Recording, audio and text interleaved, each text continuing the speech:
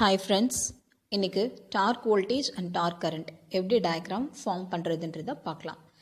இந்த ப்ராப்ளம் ரிப்பீட்டடாக அண்ணா யூனிவர்சிட்டியில் கேட்ட ஒரு question. Draw the torque voltage and torque current for this given figure. First எத்தனை மொமெண்ட் ஆஃப் இனர்ஷியா இருக்குன்னு பார்க்கணும். That is number of nodes. இங்கே J1, J2, J3 3 நோட் இருக்குது. அதே போல் ரெண்டுத்துக்கு எதுக்கெல்லாம் இன்டர் கனெக்டட்னு பார்க்கணும். J1க்கு J2க்கு காமன் ஒரு டேர்ம் இருக்குது, J2க்கு J3க்கு காமன் டேர்ம் இருக்குது. பட் J3க்கு J1க்கு காமன் டேர்ம் கிடையாது. அதனால் நம்ம லூப்பை இந்த மாதிரி ஃபார்ம் பண்ணிக்கிறோம். J1, J2, J3 போட்டாச்சு. J1க்கு J2க்கு காமனாக இருக்கிறது K1, அதை இந்த இடத்துல ரெப்ரசன்ட் பண்ணணும். J2க்கு J3க்கு காமனாக இருக்கிறது K2, அதை இந்த இடத்துல ரெப்ரசன்ட் பண்ணணும்.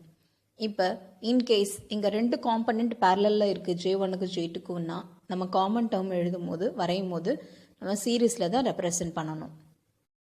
இப்போ இந்த J1ஓடல எந்தென்ன காம்பனன்ட்ஸ் எல்லாம் கனெக்ட் ஆகிருக்குன்னு பார்க்கணும். J1ஓட K1 கனெக்ட் ஆகிறது காமனாக இருக்கிறது நம்ம போட்டாச்சு.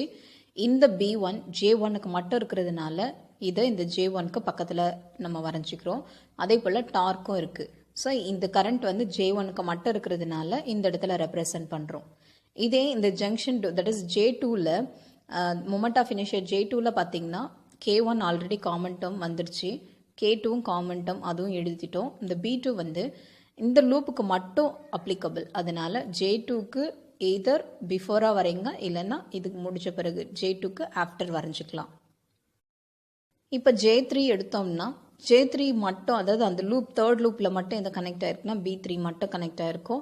ஸோ அதனால் இதை இந்த இடத்துல ரெப்ரசன்ட் பண்ணியிருக்கோம். இதில் இருக்கிறது ω1, ω2, ω3ன்னு ரெப்ரசன்ட் பண்ணும்.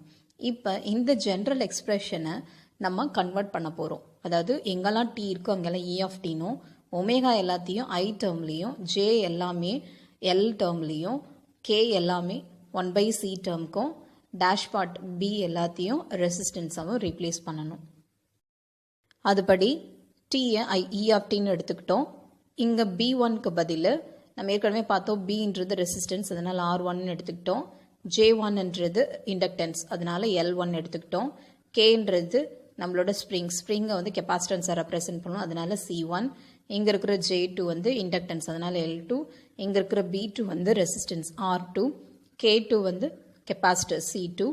J3 என்னன்னு ரெப்ரசன்ட் பண்ணலான்னா இண்டக்டன்ஸை ரெப்ரசன்ட் பண்ணலாம், B3யை ரெசிஸ்டன்ஸாக ரெப்ரசன்ட் பண்ணுவோம். ஸோ இதில் ஃப்ளோ ஆகிற ω1, ω2, ω3 எல்லாமே I1, I2, I3 கரண்ட்டாக நம்ம மாற்றி எழுதிக்கணும். இதுதான் ஃபோர்ஸ் வோல்டேஜுக்கான circuit diagram. Next force current எப்படி டயக்ராம் வரைகிறதுன்னு பார்க்கலாம். ஃபோர்ஸ் கரண்ட்டுக்கு மொத்தம் எத்தனை நோடு இருக்குன்னு செக் பண்ணணும். நீ ஏற்கனவே பார்த்துட்டோம், நோட் 1, நோட் 2, நோட் 3. அதனால 3 டாட் வச்சுக்கோங்க. Node 1, node 2, node 3 E1, E2, E3. ஏற்கனவே பார்த்தோம், E1க்கு E2க்கும் காமனாக இருக்கிறது இந்த இடத்துல ரெப்ரசன்ட் பண்ணணும், E2க்கும் E3க்கு காமனாக இருக்கிறது இந்த இடத்துல ரெப்ரசன்ட் பண்ணணும். E1ல் எதெல்லாம் கனெக்ட் ஆகிருக்குன்னா ஜங்ஷன் J1 இருக்குது, மொமெண்ட் ஆஃப் இனிஷியா இருக்குது, டேஷ் பார்ட் இருக்குது, டார்க் இருக்குது. இது மூணுத்தையும் நம்ம பேரலில் கிரவுண்ட் பண்ணிக்கணும்.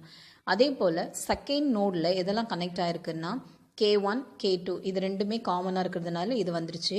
J2 கனெக்ட் ஆகிருக்கு, B2 கனெக்ட் ஆகிருக்கு, அதனால பேரலல் காம்பினேஷனில் ரெப்ரசன்ட் பண்ணணும். நெக்ஸ்ட்டு தேர்ட் ஜங்ஷன், தேர்ட் நோடில் எது இருக்குன்னா J டேர்மும் டேஷ் பார்ட்டும் இருக்குது, அதனால J3, B3 இதையும் கிரவுண்ட் பண்ணிக்கணும். இப்போ இந்த வேல்யூஸ் எல்லாமே ஜென்ரலில் இருக்குது, இதை நம்ம ரீப்ளேஸ் பண்ண போகிறோம். எங்கெல்லாம் T இருக்கோ டார்க் இருக்கோ அதை வந்து I ஆஃப் Tன்னு ரெப்ரசன்ட் பண்ணுவோம். அதே போல் J1, J2, J3 எல்லாம் கெப்பாசிட்டராகவும், B டேஷ் பார்ட் எல்லாமே ரெசிஸ்டன்ஸாகவும், ஸ்ப்ரிங் K எல்லாமே இண்டக்டன்ஸாகவும் நம்ம ரெப்ரசன்ட் பண்ணுவோம்.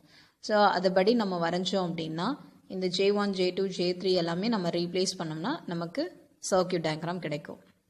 இப்போ இந்த டார்க்கு I ஆஃப் Tன்னு ரெப்ரசன்ட் பண்ணணும். இந்த B1 ரெசிஸ்டன்ஸாகவும், J1 கெப்பாசிட்டராகவும், K1 இண்டக்டன்ஸாகவும், இந்த J2 C2னும், B2 resistance, K2 inductance, J3 C3 and B3 R3. இது காம்பனன்ட்ஸ் அப்படியே நம்ம ரீப்ளேஸ் பண்ணோம்னா we'll get the torque current circuit diagram. Thank you.